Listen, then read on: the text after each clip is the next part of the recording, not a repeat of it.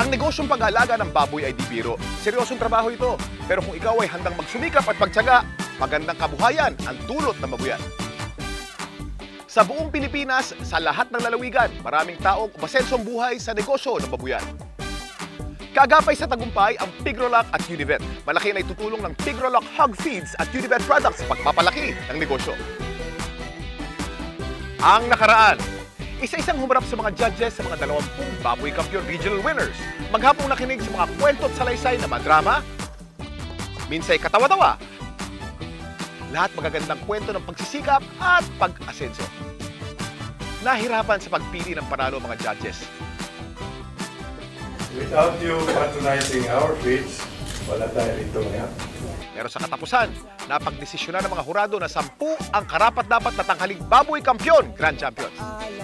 Paano siya magbabay? Baro! Isa pang baboy na may katuwaan, pampasaya ng Pigrolac, at pampagana lamang naman sa mga negosyo ay babuyan.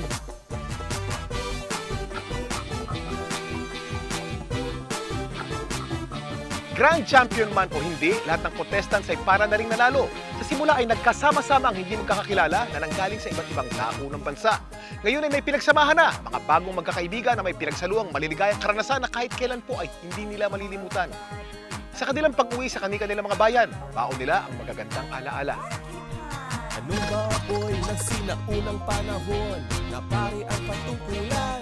Muli kaya magkakatagpo ang Baboy Kampiyon Barkada. Abangan ang susunod na kabanata.